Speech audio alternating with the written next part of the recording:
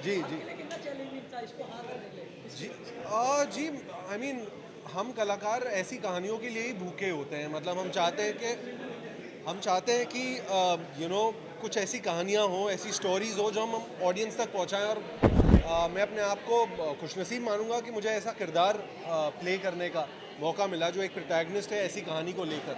सो challenging तो था ही, but मेरे ख्याल से डायरेक्टर और राइटर और उन लोगों के लिए ज़्यादा चैलेंजिंग था कि इसे किस तरह एक एंटरटेनिंग फिल्म की तरह इसे प्रेजेंट किया जाए, लिखा जाए, दर्शाया जाए।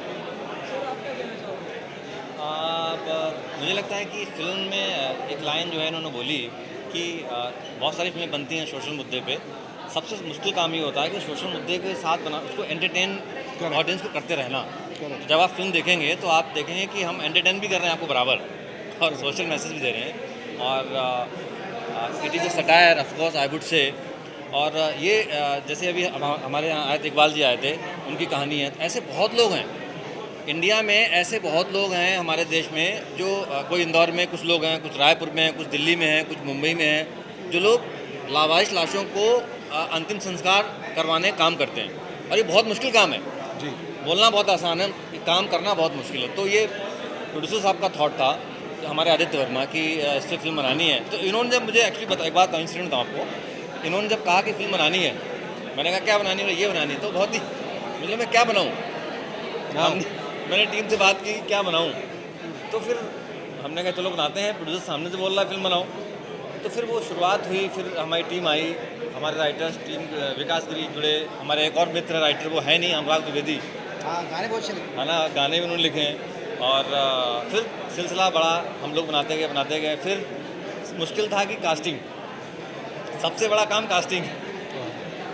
तो हम लोग ऑफकोर्स, मैं अब नाम तो नहीं लूँगा, बहुत लोगों के पास गया, उनको सुनाया, बताया, बात नहीं बनी। छोटे प्रोड्यूसर हैं हम, डायरेक्टर भी नया हूँ मैं, बजट बहुत ज़्यादा नहीं, छोटी फिल्म है, बहुत महंगी फिल्म नहीं है। अब मेरे कास्टिंग एजेंसी ने जो है मुझे कैसे भी कनेक्ट कराया इनको जब सब मुद्दा पहुंचा सब्जेक्ट, तो इनका पहला ये कॉल था नेक्स्ट डे कि I want to meet the director से मिलना है मुझे। मैं जब मिला, इन्होंने कहा बहुत अच्छा सब्जेक्ट, मैं करना चाहूँगा, बट इनके सजेशंस हैं कि ऐसा करते हैं, थोड़ा ऐसा करते हैं। मैंने ठीक है। बट इन्होंने फिल्म की, जान में जान आई थोड़ी, और बात बढ़ी, फिर मनोज जी आए, फिर ब्रिजन कला आए, फिर वो सिलसिला बढ़ता गया और आज फिल्म बना दी। आपको अच्छा लगा, आई होप आपको ट्रेलर बहुत अच्छा लगा होगा।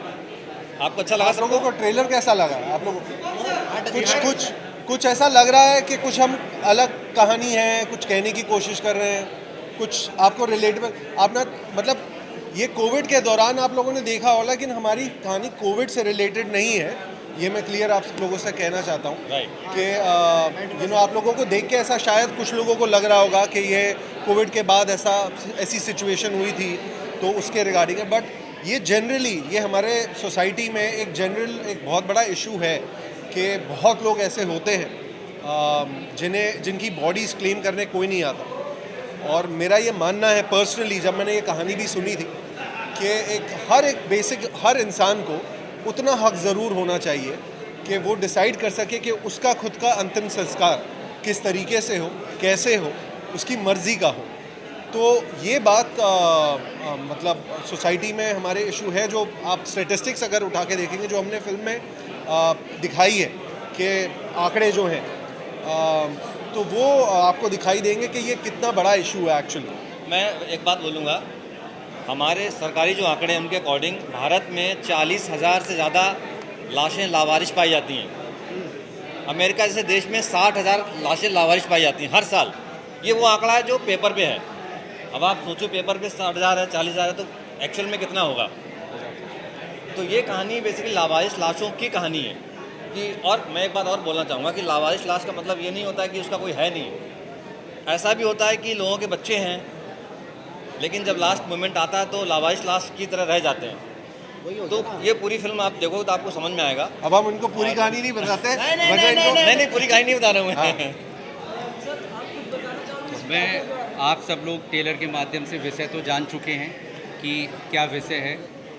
और आज इस मीडिया के सामने मैं एक बात रखना चाह रहा हूँ कि बॉक्स ऑफिस पर जो भी कलेक्शन होगा इस फिल्म का, उसका 10% संपूर्ण भारतवर्ष में जो भी इस तरीके की लावारिस लाशों की सामाजिक संस्थाएं हैं उनको हम सहयोग करेंगे उस राशि का। तो इस बात को आप प्लीज़ ज़्यादा से ज़्यादा से लोगों को पहुंचाएं और जन जन तक ये खबर पहुंचे और मैक्सिमम से मैक्सिमम लोग 26 मई को थिएटर में आएँ। Thank you. बहुत बढ़िया, बहुत बढ़िया। 26 मई को। अभी ये जनरली तो पूरी पिक्चर आपको मल्टीप्लेक्स में देखने को मिलेगी। सेंटर अभी रिलीज तो इसकी काफ़ी बड़ी है। हमने फिलहाल अभी 250 सेंटर प्लान किए हैं, बट अभी मैं डिसाइड करूँगा रात में इसके काफ़ी सारे सेंटर और बढ़ेंगे। सारे मल्टीप्लेक्स इन्होंने पूरा प्लान कर रखा है। रिलीज इसकी काफ़ी अच्छी है, एडवांस बुकिंग भी काफ़ी जगह से ओपन है। आपको देखने को आगे 26 तारीख को मिलेगी, यही बोल सकता हूँ। तो मैं आप देखो, आप लोगों को लग रहा होगा ऐसा कि फिल्म पूरी सेंटी है, ऐसा नहीं है भाई। पूरा मज़ा लें। विकासगिरी फिल्म में आया है, ऐड हुआ तो मैं कॉमेडी वाला बंदा हूँ, तो ह्यूमर भी बहुत है। पहले हंसोगे फिर रोओगे, तो मैसेज है, बहुत अच्छी चीज़ें हैं। रोहन सर का बहुत बहुत धन्यवाद। आदित्य वर्मा जी आपका बहुत बहुत धन्यवाद। फिल्म बनाई, ओमकार भाई ने बहुत अच्छा काम किया है और सुधीर कन्नौजे ने बहुत अच्छा डायरेक्शन किया और विकासगिरी क्या कमाल के डायलॉग लिखे हैं। अच्छा, मैं एक सवाल आपको सच बताना, ट्रेलर कैसा लगा है? आप लोग थोड़ा सपोर्ट करिए फिल्म का, कि आप सपोर्ट करोगे पिक्चर को। आप लोगों का सपोर्ट बहुत चाहिए। आप लोगों के कुछ और सवाल भी होंगे, अगर कोई सवाल है किसी के पास तो आप पूछ सकते हैं।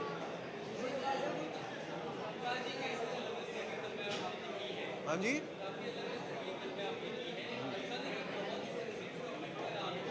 जी जी, इसीलिए अलग अलग तरीके की फिल्में की हैं, अलग अलग कहानियाँ की हैं, because as a actor, as a अभिनेता मुझे अच्छा लगता है कि मैं अलग अलग किरदार करूं, कुछ अलग अलग कहानियाँ, ताकि ऑडियंस भी थोड़ी सरप्राइज रहे।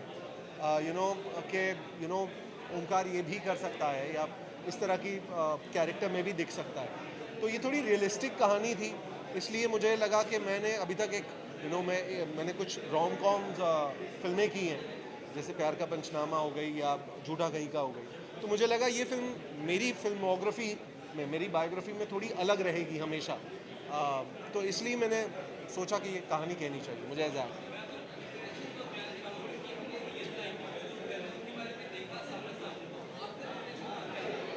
जीत आया पीवीआर से, जीत। जी, एक्चुअली हम कुछ दिन पहले एक्चुअली पहुँचे थे, कुछ लोगों से इन्होंने मुझे मिलवाया। जैसे आप लोगों ने अंदर इकबाल जी को आप मिले, तो उनसे थोड़ी, हर एक्टर जो एक रिसर्च करता है अपने कैरेक्टर के बारे में, तो वो चीज़ें थी ज़रूर, कुछ नॉलेज थी। इन्होंने मुझे काफ़ी स्पॉटलाइट डाला उन चीज़ों पे कि ये इश्यूज़ हैं। तो मेरे लिए भी एक सरप्राइज़ था जब मैंने कहानी सुनी थी, इसलिए मैंने जब सिनॉप्सिस पढ़ा था तो मुझे लगा यार ये कुछ अलग है कहानी और ये रियल इश्यूज़ हैं हमारे सोसाइटी में। तो हाँ, इसलिए मैंने definitely as a actor research करी। Thank you. Thank you. Thank you everyone. सबके सवाल पूरे हो गए। मई को रिलीज़ होगी थिएटर्स में, सिनेमाघरों में, all India, all over the world. आप लोग प्लीज़ ज़रूर देखिए। इसमें सोशल मैसेज भी है, एंटरटेनमेंट भी है और आप लोगों का सपोर्ट बहुत ज़रूरी है, बिकॉज हम एक छोटी फिल्म बना रहे हैं, लेकिन इस फिल्म का दिल बहुत बड़ा है, इस फिल्म का मैसेज बहुत बड़ा है। और अगर हम समाज में, सोसाइटी में कुछ बदलाव ला सकते हैं तो हमें लगेगा कि हम कामयाब रहे। और आई थिंक इस तरह की फिल्में, मुझे लगता है कि हाल फिलहाल में आप लोग सपोर्ट कर रहे हैं, जैसे कश्मीर फाइल्स हो गया या केरला स्टोरी हो गई, तो हमारी भी फिल्म को उसी तरीके से अगर आप लोग सपोर्ट करते हैं तो लगता है हम भी काफ़ी अच्छा कर पाएंगे। सो आप लोगों की सपोर्ट की, ऑडियंस की सपोर्ट की बहुत ज़रूरत है। Thank you so much. Thank you everyone. साथ में बैठ के देखें, क्योंकि आज कंटेंट ओरिएंटेड फिल्में ही बनती हैं और कंटेंट ही बहुत बड़ा स्टार है। तो इस फिल्म का कंटेंट बहुत बड़ा स्टार है, आपको बहुत अच्छा लगेगा। बहुत अच्छे अच्छे एक्टर हैं, मैं हूँ, बहुत सारे अभिनेता हैं, विजेंद्र कालरा है, और ह्यूमर, तिरछी ह्यूमर के साथ एक सत्य अपने सामने हमें दिखेगा। इतनी ज़बरदस्त फिल्म बनी है, आप ज़रूर देखें और लावास्ते को आप अपने मित्रों को, अपने परिवार को भी कहें कि ये फिल्म ज़रूर देखें, कि आज लावास्ते जैसी फिल्में समाज की जरूरत है। Thank you very much. एक अच्छा प्रमोशन की ज़रूरत होती है, एक अच्छा मार्केटिंग की ज़रूरत होती है। मैं कुरुश देबू, आप सब लोग मुझे डॉक्टर रुस्तम पावरी के किरदार मुन्ना भाई MBBS से जानते हैं। मैंने यहाँ भी एक डॉक्टर का किरदार किया है, लेकिन साइकियाट्रिस्ट का किरदार किया है, और जो मेन प्रोटैगनिस्ट है उसके साथ मेरा मेन रोल है। तो I really enjoyed my character, मुझे बहुत अच्छा लगा, और पूरी टीम के साथ मुझे काम करने का अच्छा लगा। मनोज भाई जोशी के साथ भी मैंने काम किया इस फिल्म में। तो मैं चाहता हूँ कि अगर अच्छी फिल्म बनती है तो उसके लिए प्रॉपर मार्केटिंग, प्रॉपर रिलीज़ होना ज़रूरी है, और मीडिया का साथ होना ज़रूरी है। तो ऐसी अच्छी फिल्म के लिए हम चाहते हैं कि आप सब लोग का सपोर्ट रहे, और मेरा किरदार भी इसमें अच्छा है, बहुत ही सीरियस किरदार है, कॉमेडी नहीं है। तो ये फिल्म में जुड़े रहने से मुझे भी बहुत एक अच्छा फीलिंग्स हो रहा है कि एक अच्छी फिल्म के साथ मैं जुड़ा हुआ हूँ। लावास्ते एक बेंचमार्क फिल्म है, याद रखिए, अगर ये फिल्म ऑडियंस थिएटर में देखने जाएगी तो छू लेगी, और ये फिल्म उनके दिमाग में कंटिन्यू चलती रहेगी। इट्स नॉट लाइक दैट कि चलो दो घंटे की फिल्म देखी, एंटरटेनमेंट किया, भूल गए, नहीं, ये झंझोड़ के रख लेगी। लावास्ते ऐसी फिल्म है, तो ऐसी फिल्म ऑडियंस को ज़रूर पसंद आएगी, और आप सबका सपोर्ट से हम ये फिल्म बॉक्स ऑफिस पे कामयाब ज़रूर ले जाएंगे। Keep fingers cross.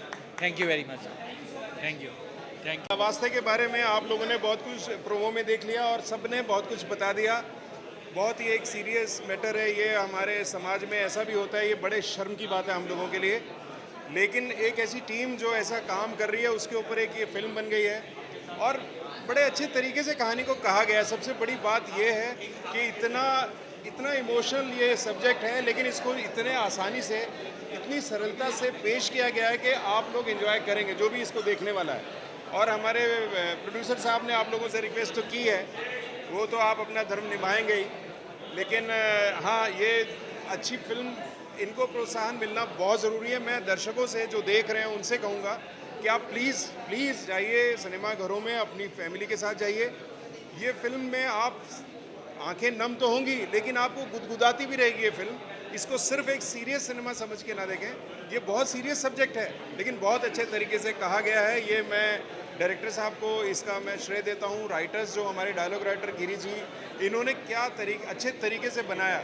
मैं अगेन उसमें अपने बारे में बता दूँ, मैं कॉप ही हूँ, बहुत बार कॉप देखा गया है मुझे, मेरी शक्ल वगल सब वैसा ही है, लेकिन मेरे को भी थोड़ा डायलॉग्स ऐसे मिले इसमें बोलने के लिए जिसमें बहुत मज़ा आया मुझे भी। और मैं खैर अपने आप को प्राउड फील कर रहा हूँ कि मैं इस इतनी बड़ी फिल्म का एक हिस्सा हूँ। और बस थैंक यू सो मच। जय हिंद। जैसे हमें पता चला कि लावास्ते एक मूवी आ रही है, यानी कि हम लास्ट के लिए हम हैं और ये एक मूवी आ रही है, तो ऐसा लगा जैसे ये मूवी नहीं है, ये एक सच्ची घटना है जो हमारे साथ घटी है, या जो हम ये काम कर रहे हैं।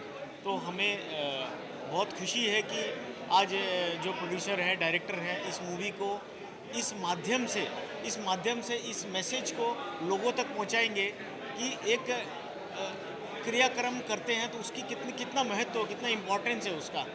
और हम बहुत खुशी है, हमारे पास शब्द कम है कहने के लिए जो किरदार है जिन्होंने काम किया है, या हमारे इकबाल ममदानी जी हैं जिन्होंने ये इस कार्यक्रम को लीड किया है। हम तो साथ में रहे इसको करने के लिए, तो बहुत ही अच्छा अनुभव हमारे लिए इस मूवी को देखने के लिए। और मैं सबसे कहूँगा कि इस मूवी को ज़रूर देखें और आगे बढ़ाएं, ख़ास करके मीडिया से, कि मीडिया ऐसा नहीं कि आज इन्होंने इस इवेंट को लिया है तो आगे बस एक बार उन्होंने किया, इसकी रिपोर्टिंग और ख़त्म हो गई बात। इसको करते रहिए ताकि ये सिर्फ हमारे हिंदुस्तान की कहानी है।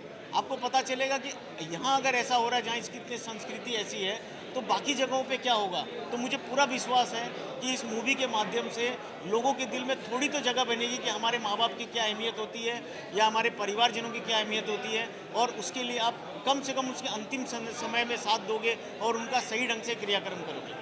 धन्यवाद। देखिए, मैं ये सबसे पहले तो फिल्म की टीम को बधाई देना चाहूँगा, कि जो कॉन्सेप्ट उन्होंने चुना ये वाकई में एक बहुत चैलेंजिंग है, ख़ास करके पूरे समाज के लिए, पूरे मुल्क के लिए। रही बात हमारे काम को लेकर के, तो मैं फिर वर्मा जी के लिए शुभकामनाएं देना चाहूँगा कि इस टॉपिक को उन्होंने देखा, हमसे बात की, खास करके सुदेश कनौजिया जी जो कि इस फिल्म के डायरेक्टर हैं, बहुत मेहनत करके इस फिल्म को उन्होंने समझा और बनाया।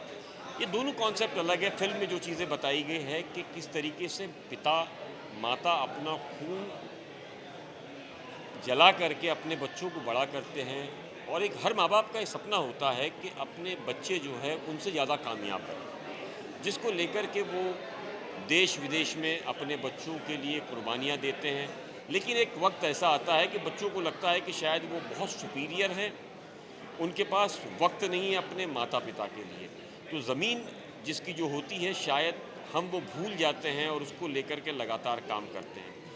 दूसरा जो हम अपना जो कॉन्सेप्ट कर रहे हैं, इसके साथ में हमने बताया कि कोविड पीरियड से लेकर के अभी जो हम लावारिस बॉडीज़ का जो काम करते हैं, तो हमारे पास ये लावारिस बॉडीज़ वो है जो हमारे शहर में बेचारे कहीं से काम करने आते हैं, कोई मांगने वाला होता है, कोई गरीब परिवार का होता है, जिनके आगे पीछे कोई नहीं होता है, तो हम इसके साथ में उनका भी एक अंतिम संस्कार पूरे धार्मिक रीति रिवाज के साथ कराते हैं। और लगातार मैं आप सभी लोगों से ये गुजारिश करूँगा कि ये फिल्म के साथ में जो हमारी टीम जो हमारा काम कर रही है, इस तरीके से अलग अलग जगह अगर राज्य में अलग अलग टीम खड़े होकर के इस तरह के अलग अलग सब्जेक्ट को पकड़ करके काम करना शुरू कर दे, तो मुझे लगता है हमारे देश में काफ़ी आसानी, कई गरीबों के लिए राहें आसान हो जाएंगी इनको काम करने के लिए। बहुत बड़ी चुनौती भरा काम लोगों को लगता है, लेकिन अगर हमने ठान लिया कि हमने करना है तो आप यकीन करिए ये काम आसान हो जाएगा एज ए टीम वर्क।